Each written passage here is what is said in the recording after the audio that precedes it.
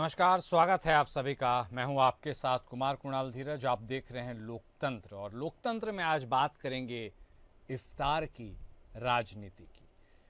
बिहार में इसी साल के अंत में विधानसभा के चुनाव होने हैं। ऐसे में तमाम राजनीतिक पार्टियां इस होड़ में लगी हैं। उस पर से इस दौरान अभी की बात करें तो रमज़ान का महीना चल रहा है। इस मौके पर राजनीतिक पार्टियों ने इफ्तार पार्टियां दी हैं। रविवार को मुख्यमंत्री नीतीश कुमार ने इफ्तार पार्टी दी। सोमवार को लालू प्रसाद यादव और चिराग पासवान की बारी रही। सबकी निगाहें इन पार्टियों पर टिकी हैं, क्योंकि यहां राजनीतिक बातें होने के साथ साथ नई संभावनाएं भी तलाशी जाती हैं। इन दोनों आयोजनों पर सबकी नजरें हैं। माना जा रहा है कि इन इफ्तार पार्टियों में राजनीतिक समीकरण बन सकते हैं। लालू यादव की इफ्तार पार्टी को राजनीतिक रूप से बहुत महत्वपूर्ण माना जाता है, क्योंकि एक दिन पहले नीतीश कुमार की इफ्तार पार्टी का कुछ मुस्लिम संगठनों ने बहिष्कार किया था। बिहार में होने वाले विधानसभा चुनाव में एनडीए 250 सीटें जीतने का लक्ष्य उसने सेट किया है।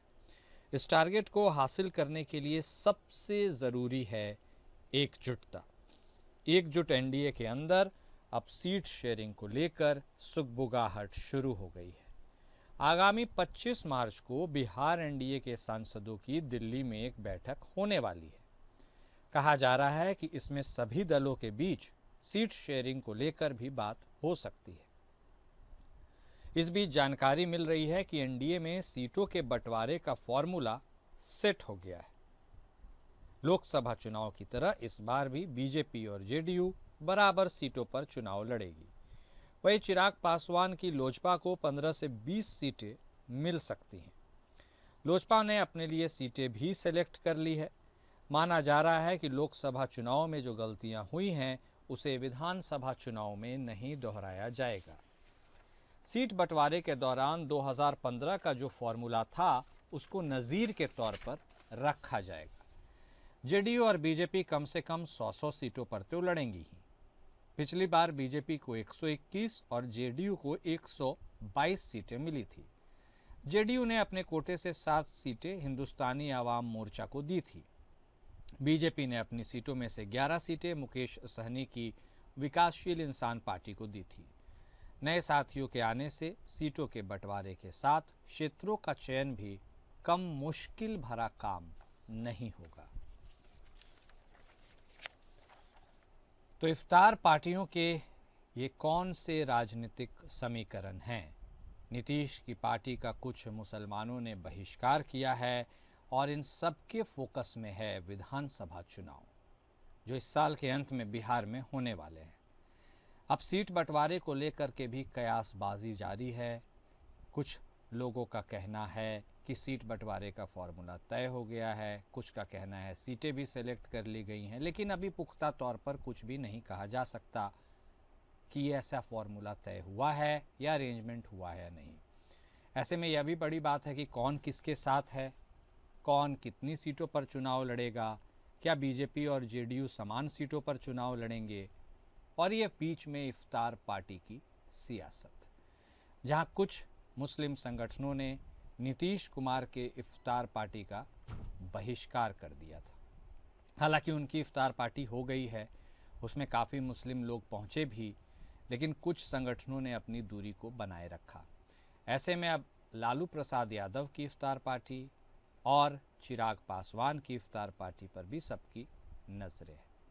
लेकिन यह देखना दिलचस्प होगा कि क्या इफ्तार पार्टी के बहाने सियासी समीकरण साधने की भी कोशिश होगी। क्या यह संदेश देने की कोशिश होगी कि नीतीश कुमार जो अपनी इफ्तार पार्टी के ज़रिए सांप्रदायिक सौहार्दता की बात करते हैं, वह वाकई मुसलमान उसे समझते हैं या नहीं? यह अपने आप में बड़ा सवाल है।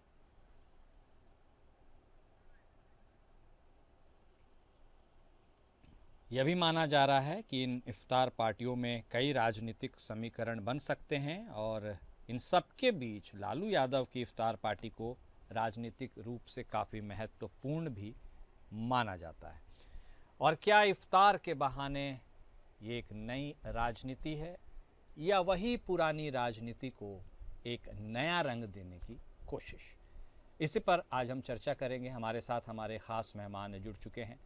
हमारे साथ जनता दल यूनाइटेड की तरफ से बतौर प्रवक्ता प्रतिभा सिंह जी जुड़ी हैं, राष्ट्रीय जनता दल के तरफ से बतौर प्रवक्ता प्रमोद सिन्हा साहब जुटे हैं, और बतौर राजनीतिक विश्लेषक हमारे साथ राजलक्ष्मी जोशी जी भी जुड़ गई हैं। आप सभी खास मेहमान का स्वागत है। सबसे पहले शुरुआत प्रतिभा जी आप ही के साथ। क्या वाकई में नीतीश सबके हैं? यह अपने आप में बड़ा सवाल, क्योंकि इफ्तार पार्टी के बहिष्कार करने की भी बात वहीं से आई है जिसको आप मानते हैं, समझते हैं कि वो आपके हैं। कुछ मुस्लिम संगठनों ने बहिष्कार किया, हालांकि इफ्तार पार्टी में कई लोग पहुंचे भी, लेकिन क्या एक मैसेज जो गया है जनता के बीच कि आपने मुस्लिमों के पक्ष की बात नहीं रखी, खासकर वक्फ बिल को लेकर यह सारा गतिरोध शुरू हुआ और उसके बाद अब ये नौबत आ गई है, क्या इन सब के मद्देनज़र और इस सबके बीच भी नीतीश मजबूत हैं और सबके हैं? ओपनिंग कमेंट आप ही से प्रतिभा जी। कुणाल जी देखिए, तो कल की स्टार पार्टी से स्पष्ट हो गया कि आदरणीय नेता श्री नीतीश कुमार जी बिहार की राजनीति में प्रासंगिक से हैं और आगे भी रहेंगे। जिस तरीके से इन्होंने काम किया है ना बिहार की जनता के लिए, सभी वर्गों के लिए, सभी धर्मों के लिए, सभी संप्रदाय के लिए, तो सबों का अपार समर्थन, भरपूर प्यार माननीय मुख्यमंत्री जी को मिलता आया है पिछले 20 वर्षों से। और मैं उम्मीद करती हूँ कि आगे भी इसी तरह से बिहार की जनता का, चाहे वो जिस किसी भी संप्रदाय से हो, जिस किसी भी समुदाय से हो, उनका समर्थन और भरपूर प्यार इन्हें मिलता रहेगा। तो नीतीश कुमार साहब तो इफ्तार पार्टी में कभी किंतु परंतु आया नहीं था प्रतिभा जी। मतलब ऐसा तो अमूमन हमें कम ही देखने को मिला कि तमाम मुस्लिम संगठन बहिष्कार करने के मूड में आ गए। हालांकि रिजल्टेंट क्या हुआ छोड़ दीजिए, उस पर नहीं जाएंगे, लेकिन all India Muslim personal law board है, ऐसे तमाम जो मुस्लिम संगठन है, उन्हें आखिर यह कदम क्यों उठाना पड़ा? देखिए, अभी चुनाव है ना कुणाल जी, बात को समझिए, चुनावी वर्ष है जी। चुनावी वर्ष में जो हमारा विपक्ष है वो तो चुनावी स्टंट करता रहता है, लोगों के बीच में भ्रम फैलाने का काम करता है। तो ये भी विपक्ष वाला स्टंट था क्या? नहीं, ये बिल्कुल भ्रम था, बिल्कुल भ्रम था। कल एजाज अहमद जी ने क्या कहा था, आरजेडी के प्रवक्ता, नहीं जाना चाहिए। अरे भाई, तो ठीक है, 7 मुस्लिम संगठनों ने बहिष्कार किया, बावजूद उसके आपने सीएम हाउस का कवरेज भी किया होगा, आपने देखा किस तरह से हमारे मुस्लिम भाइयों ने, जो शुरू से मुख्यमंत्री जी परंपरागत तौर से इफ्तार पार्टी देते आ रहे हैं, बहुत ही प्यार मोहब्बत के साथ हमारे मुस्लिम भाई, हम सभी मिलकर के इफ्तार पार्टी में शामिल होते हैं। कल भी वो नजारा देखने को मिला, बिहार के हर जिले से हमारे मुस्लिम भाई आए।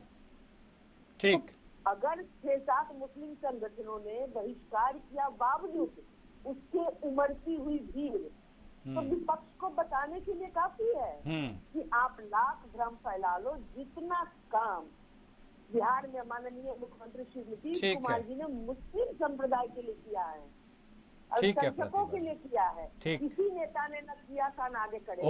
ओके, सिन्हा साहब सुन रहे हैं ना आप?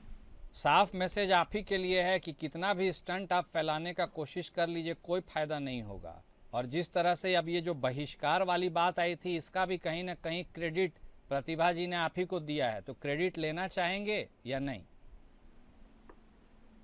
देखिए कुणाल जी, सबसे बड़ी बात जो है समझने वाली है कि माननीय मुख्यमंत्री नीतीश कुमार जी आज कोई पहली बार, मतलब कल जो इफ्तार उनका रहा है, कोई पहली बार तो रहा नहीं है। बिल्कुल, इसके पहले भी लगातार वो इफ्तार दावत करते रहे। और पहले तो कोई मुस्लिम संगठन नहीं है कभी उनके दावते इफ्तार का बहिष्कार नहीं करने का काम किया था। तो ये इन सब चीजों पर ये लोग नहीं बोल रहे हैं। देखिए, जो प्रमुख संगठन जिन्होंने इनके दावते इफ्तार का बहिष्कार किया, उसमें इमारत शरिया, जमीयत उलेमा हिंद, जमीयत अहले हदीस, जमायत इस्लामी हिंद, खानकाह मुजीबिया और खानकाह रहमानी। अब समझने वाली बात है कि ऐसी क्या परिस्थिति आ गई कि इनके दावते इफ्तार का जो है उन्होंने बहिष्कार किया। प्रतिभा जी कह रही हैं आपका स्टंट है ये सब।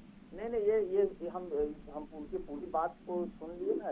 अच्छा ठीक है, बोलिए। कहना कुणाल जी बहुत जरूरी हो जाता है। बोलिए उन्होंने जो पत्र जारी किया उसमें उन्होंने साफ और स्पष्ट शब्दों में कहने का काम किया, इन लोगों को कहने का काम किया अपने पत्र के माध्यम से कि आपकी इफ्तार की दावत का मकसद सद्भावना और भरोसा को बढ़ावा देना होता है, लेकिन भरोसा केवल औपचारिक दावतों से नहीं, ठोस नीति और उपायों से होता है।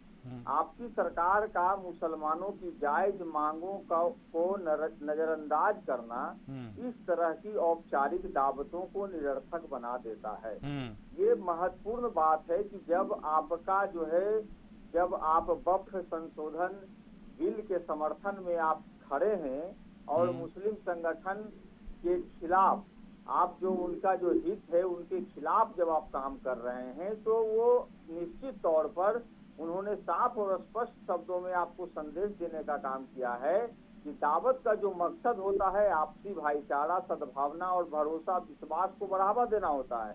लेकिन आप इस भरोसा को बढ़ावा कहाँ दे पा रहे हैं? जब आप उनकी जो जायज मांगे हैं उन जायज मांगों के खिलाफ में आप अपना सरकार को समर्थन दे रहे हैं। ये तीनों प्रमुख दलों से कहा गया है। ये कहा गया है नीतीश कुमार जी से, चिराग पासवान जी से और चंद्रबाबू नायडू जी से। तो ये समझने की बात है। अब इसमें राष्ट्रीय जनता दल कहाँ है? लेकिन चूंकि राष्ट्रीय जनता दल जो वक्फ संशोधन बिल सरकार ने लाने का काम किया उसके विरोध में हम लोग खड़े रहे। देखिए, विरोध के कारण ही इसे जेपीसी में डाला गया और जेपीसी में जब डाला गया तो विपक्ष की जो आपत्तियां थी, जो 21 बिंदु पर जो आपत्तियां विपक्ष की रही, लगातार बैठकें हुई, हजारों लाखों मुसलमानों ने अपनी आपत्तियां दर्ज कराई, उसके बावजूद आप देखिए कि उन आपत्तियों को किस प्रकार से ये लोग दरकिनार करने का काम किया, उसको उसमें शामिल नहीं किया गया और उसी स्वरूप में उसको जो है ये लोग पारित कराना चाहते हैं। तो उनका साफ संदेश था माननीय मुख्यमंत्री नीतीश कुमार जी से कि देखिए, आप अगर हमारे हित के खिलाफ काम करते हैं, हमारे मुद्दों के आप विपरीत जाते हैं, तो ऐसी दावते इफ्तार का हम क्या करें? जहां आप बतलाना चाहते हैं कि यह सद्भावना और भरोसा को बढ़ावा देना होता है। तो इसमें सबसे दूसरी बात है, प्रतिभा जी एक बात और बोल रही थी कि उनके मुस्लिम संगठनों के इस प्रकार के लेटर जारी करने के बावजूद भी दावते इफ्तार हुआ। तो दावते इफ्तार तो होना ही है। आप देखिए, सबसे बड़ी बात है दावते इफ्तार की विशेषता क्या रही कि जो भी लोग गए उनके मोबाइल जो है मुख्य द्वार पर ही रखवा लिए गए। अंदर का कोई विजुअल जो है सामने नहीं इन लोगों ने आने दिया है। तो ये समझने वाली बात है कि बहुत सारे प्रश्न तो इन लोग खुद खड़ा करने का काम करते हैं और विपक्ष पर जो है ये ठिकरा फोड़ने का काम करते हैं। ठीक है, तो वो तो अंदर की बात जो भी है, लेकिन आपने एक इम्पोर्टेंट पॉइंट बोला है, उसको आगे हम कैरी फॉरवर्ड करते हैं। राजलक्ष्मी जी भी हमारे साथ जुड़ी हुई हैं। राजलक्ष्मी जी, देखिए, जनता दल यूनाइटेड को भी एक बड़ा मुस्लिम तबका वोट देते रहा है और जब बात बिहार की होगी ना तो बात जात की भी होगी ही, क्योंकि जाति के बिना वहाँ पर राजनीति होती नहीं है। ऐसे में अब जाति तो छोड़ दीजिए, अब धर्म की बात कर रहे हैं। आपको लगता है क्या अब जो मुस्लिम संगठनों ने बहिष्कार की बात की थी, क्या इस बार जनता दल यूनाइटेड को वही मुसलमान भाइयों का साथ उसी प्रतिशत में मिल पाएगा या इसमें कुछ उतार चढ़ाव देख सकती हैं? और क्या इससे राजनीतिक रास्ता या फिर सत्ता तक पहुंचने के रास्ते में कुछ रुकावट है या ऑल इज वेल है? आपको क्या लगता है जोशी जी? जी नमस्ते। नमस्ते। देखिए, ऐसा है कि ये जो इफ्तार पार्टियां चल रही हैं, जैसे सभी राजनीतिक पार्टियां इसमें ये कुछ ना कुछ ये उनका आयोजन कर रही हैं। तो जिन्होंने कहा था, जैसे प्रशांत किशोर ने कहा था कि हम कुछ अलग करेंगे, लेकिन उन्होंने भी इफ्तार पार्टी इसमें, मतलब ये सभी का ये एक जैसे आसान रास्ता जैसे उनको नजर आ रहा है। लेकिन अभी देखिए, अब ये जो इफ्तार पार्टी नीतीश कुमार जी ने जो सीएम ऑफिस से उनके जरिए उन्होंने जो ऑर्गेनाइज किया हुआ था, जिसको कुछ संगठनों ने जैसे आप कह सकते हैं कि बहिष्कार किया इनका, लेकिन उसमें से कुछ संगठन ऐसे भी बोले हैं कि हमने भले इसमें हम शामिल नहीं हुए, लेकिन इसका मतलब ये नहीं है कि हम पूरी तरीके से इनके साथ नहीं हैं। हम वो अभी भी उनसे आशा रखते हैं कि वो वक्फ का जो बिल है उसमें कुछ ना कुछ वो उनका समर्थन करेंगे। देखिए ऐसा है कि ये जो एक कम्युनिकेशन का इशू है कि वक्फ बिल में क्या है एग्जैक्टली और क्या उनको तकलीफ है, और इसमें ये क्या कर सकते हैं नीतीश कुमार जी हो या चिराग पासवान जी हो या जैसे चंद्रबाबू नायडू जी हो, ये इनसे क्या उम्मीद रखते हैं और वो क्या कर सकते हैं इनके लिए, ये जो कम्युनिकेशन है ये होना अभी बाकी है। अभी देखिए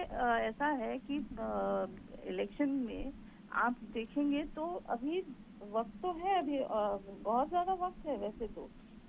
ये ऐसा तो नहीं है कि अभी जैसे बहुत सारी चीजें आखिरी मौके पे भी पलट जाती हैं, ऐसा नहीं है।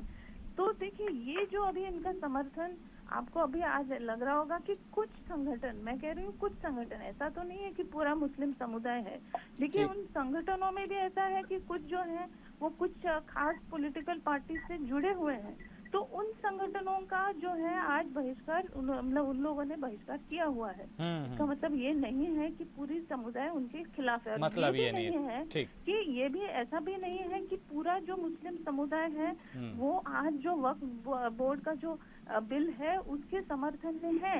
वो जो उसमें से बहुत बड़ा एक तबका ऐसा है कि जो कहता है कि उसमें से बहुत सारे मुसलमानों को आज के वक्त में कुछ फायदा नहीं हो रहा, तो वो भी चाहते हैं कि वो रेगुलेट हो। तो ये किस तरीके नहीं, से वो तो ठीक है, वक्त तो नहीं, ठीक कह रही हैं आप, वक्त तो अपने आप में काफ़ी टेक्निकल है, टेक्निकलिटीज़ हैं, उसको तो हम एक अलग ही टॉपिक बन जाएगा। लेकिन प्रतिभा जी देखिए, अब जिस हिसाब से जोशी जी भी कह रही हैं कि भाई कुछ मुस्लिम, इसका मतलब ये नहीं कि सब मुस्लिम खिलाफत में है, ठीक बात है।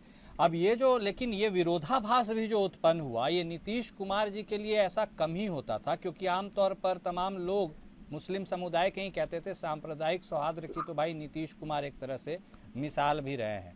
तो अब ये जो थोड़ी बहुत रुकावटें, अड़चनें और जिसको आप ब्लॉकेड बोल सकते हैं, ये सब आ गया, तो इससे क्या नीतीश कुमार की छवि में कोई अंतर है या उनकी छवि उसी तरह है जैसी छवि पहले हुआ करती थी, और इससे कोई नफा नुकसान? प्रधान जी, इनकी छवि में क्या अंतर है? हाँ। अब आप बताइए ना, ये जितने भी संगठन के लोग जिन्होंने विरोध किया या पत्र जारी किया, पता नहीं ओरिजिनल पत्र या डुप्लीकेट पत्र, वो किसी न किसी वैसे दल के, आपने देखा होगा इमारत शरिया के प्रमुखों के साथ बैठ करके दावत इफ्तार में, तो ये सब चीजें ऐसा नहीं है, पब्लिक डोमेन में है बातें, किसी न किसी दल में वो शामिल है, तो इसलिए उन्होंने ऐसा किया। अच्छा, अब आप बताइए कि विरोध में पत्र निकालते हैं, उसके बाद भी इतनी बड़ी संख्या में मुस्लिम भाई हमारे शामिल होते हैं दावत। तो वही सिन्हा साहब बोल रहे हैं सबका तो कैमरा अपने मोबाइल बाहर रखवा दिया। नहीं कुणाल जी, मैं एक बात आपको बता दूं, मैं भी चाहती हूँ सीएम हाउस में या कोई भी कार्यकर्ता, इतना भी बड़ा कार्यकर्ता हो, पुराना वर्कर हो, वो आखिर मुख्यमंत्री की सुरक्षा का सवाल है। मुख्यमंत्री कोई आम व्यक्ति नहीं है, राज्य के मुख्यमंत्री हैं, तो हम लोगों के भी मोबाइल जमा हो जाता है नेटवर्क पर, हम लोग भी कभी मोबाइल लेकर के नहीं जाते हैं, तो ये तो आम सुरक्षा की बात है। अच्छा, ठीक है, मोबाइल रख लेना, लैपटॉप रख लेना, हाँ। ये तो शुरू से होता है, हम लोग का भी रखा जाता है। ठीक है, चलिए उसको हटाइए। अब इफ्तार पार्टी के बहाने क्या सीट बंटवारे की भी बातचीत कुछ हो गई है, उस पर भी थोड़ा कुछ बोल ही दीजिए कि बराबर में तो लड़िएगा, उससे नीचे तो समझौता होगा नहीं। लेकिन क्या चिराग पासवान जो पहले नीतीश कुमार के रास्ता पे आने से रास्ता बदल लेते थे, क्या अब वो भी 15-20 सीट लेंगे, अपने हिसाब से सेलेक्ट करेंगे और सब कुछ बिल्कुल अच्छी तरीके से हो जाएगा? बिल्कुल कुणाल जी, इस बात के लिए मैं आपको आश्वस्त करती हूँ कि एनडीए के अंदर सीटों के बंटवारे को लेकर के कभी कोई मतभिन्नता नहीं आएगी, कभी कोई विरोध नहीं होगा, क्योंकि एनडीए के 5 दल एकदम इंटैक्ट है, मजबूती के साथ एक दूसरे के साथ खड़े हैं। विपक्ष को हमें रूल हटाना है, इसके लिए एनडीए का कोई भी घटक दल प्लस माइनस की बात यहाँ नहीं करेगा। ठीक, अगर हम बात करेंगे तो अपने प्लस की और विरोधियों की। ओके प्रतिभा जी, सिन्हा साहब सुन रहे हैं ना, एक बार फिर सुनिए। मतलब ऐसा जोड़ है इस बार एनडीए का फेविकॉल वाला कि भाई वो टूटेगा नहीं, इसलिए अब आपको जो करना है अकेले ही करना है, आपके अपने गठबंधन के तहत करना है। कांग्रेस भी है, लेफ्ट की भी पार्टियां, गठबंधन है कहाँ? मतलब अब भविष्य में, अभी तक ऑन पेपर्स तो यही होते ही आया है। हाँ, बोलिए सिन्हा साहब। कुणाल जी, बोलिए सर। जीतन राम मांझी जी का आज ही एक बयान आया है। हाँ, बड़ा ये लगता है, जब ये लोग बैठ करके प्रवक्ता लोग डिबेट में जब बातें को कहते हैं ना, उन्होंने कहा कि 40 सीट पर अगर हम लड़ते हैं और 20 सीट भी जीत जाते हैं तो प्रधानमंत्री नरेंद्र मोदी जी का हम पर कृपा है, हम हमारे लोग जो है वो बिहार के मुख्यमंत्री बने। तो ये तो सीधा सीधा चैलेंज कर रहे हैं ना माननीय मुख्यमंत्री नीतीश कुमार जी पर। देखिए, पहले कई लोगों ने जिस प्रकार से इनके चेहरा को लेकर के जो सवाल उठाने का काम किया, अब तो इनके सहयोगी और आज ही का देखिए बयान है। अभी चूंकि ये जब बात चल रही थी तो मेरे दिमाग में आया कि आज ही का ये बयान है कि वो कह रहे हैं कि मुख्यमंत्री जी का विशेष कृपा, पिछले बार 2020 में विशेष कृपा चिराग पासवान जी पर मुख्यमंत्री रखे हुए थे। तो चिराग पासवान जी ने इन पर किस प्रकार का करने का काम किया कि ये 3 नंबर की पार्टी हो गए, ये तो बतलाने की बात नहीं है। ये तो जो वेदना है ये तो माननीय मुख्यमंत्री नीतीश कुमार जी ने ही इजहार करने का काम किया है। तो ये समझने वाली बात है, इनके भीतर में लोग जो है एक दूसरे को किस प्रकार से छोटा करें, कैसे। देखिए ना, कुछ दिन पहले आप देखिए लोजपा को भारतीय जनता पार्टी ने 2 भाग करने का काम किया। जब जरूरत हुआ तो पशुपति पारस को केंद्रीय मंत्री बना लिया, जब जरूरत हुआ तो उनको जो है लोकसभा का 1 सीट भी नहीं देने का काम किया। तो ये तो भारतीय जनता पार्टी का चाल चरित्र और चेहरा नहीं। वो तो सिन्हा साहब आप ठीक बोल रहे हैं। देखिए, समझने की बात है, लेकिन वही बात आती है ना, बिहार को समझना और उसकी राजनीति को खासकर इतना आसान कहाँ है। क्यों राजलक्ष्मी जी, आपको लगता है कि इस बार के चुनाव में परिस्थितियां कुछ इधर उधर हो सकती है, या हर बार की तरह all the time Nitish Kumar ही, और किसके साथ, एनडीए, या फिर कहीं मन बदल भी सकता है, या कोई संभावना नहीं है? आप कैसे देखती हैं जल्दी से? जी देखिए, मुझे ऐसा लगता है कि अभी उनका फिर से पलटना थोड़ा सा मुश्किल है। मुझे नहीं लगता कि अभी फिर ऐसा कुछ होगा, क्योंकि वो देखिए उनके लिए अभी पॉलिटिकली तो वो बहुत ही मुश्किल हो जाएगा, क्योंकि उनके कुछ हेल्थ इश्यूज भी हैं और थोड़ा सा ऐसा भी है कि उनके बाद पार्टी में कौन लेगा, ये उनका लीडरशिप, ये भी इश्यूज है। तो ये सबको नजर में रखते हुए और जो एनडीए की जो स्ट्रेंथ है उसको देखते हुए मुझे नहीं लगता कि वो वापस से। तो पिछले बार के चुनाव से इस बार का जो चुनाव होगा वो क्या ज्यादा टफ होगा या वैसा ही होगा? आरजेडी मार्जिनली रह गई थी पिछली बार सरकार बनाते बनाते। देखिए, मुझे लगता है कि इस बार आरजेडी के लिए और भी मुश्किल है। क्योंकि देखिए अभी इस बार ऐसा है कि चिराग पासवान जी भी हैं और उसके साथ में एनडीए का जो है अभी और भी स्ट्रेंथ में है। और जैसे आपने देखा कि महाराष्ट्र और हरियाणा में एनडीए ने ऐसा किया कि जो बोल लीजिए सिन्हा जी, बोलिए। एक मिनट लोकसभा में ये देखिए जो लोकसभा में जो बात है कि जब हमारे नेता आदरणीय तेजस्वी प्रसाद यादव जी, हाँ 1 मिनट जोशी जी कुछ बोल रहे हैं, फिर आते हैं आपके पास। जल्दी से बोलिए सिन्हा साहब, टाइम कम है, जल्दी बोलिए। हाँ, वही कह रहे हैं कि जब हमारे नेता ने 2020 बिहार विधानसभा चुनाव के पहले ये घोषणा करने का काम किया था कि हम आएंगे तो 10 लाख सरकारी नौकरी, IT policy, training policy, sports policy लाने का काम। वो सब तो सब आप कहते हैं, लेकिन श्रेय तो आज भी मुख्यमंत्री नीतीश कुमार ही ले रहे हैं। जितना आप टोकिएगा उतना में तो मैं अपनी बात कंप्लीट कर दूंगा ना। बोलिए। वो देखिए, उसके आधार पर मात्र 12,000 वोट का अंतर रहा था पिछले चुनाव में, और कई सीटें मामूली अंतर से 11 वोट और कितने वोटों से वो आप लोग सबको पता है। और जो 17 माह के अल्पकाल में हमारे नेता ने काम करने का काम किया, अपने जो घोषणा था उसके हिसाब से अपने विजन को प्रदर्शित करने का काम किया है। उस आधार पर बिहार की जनता जो टेलर हमारे नेता ने दिखलाया था, पूरी झलक देखने के लिए बेताब है।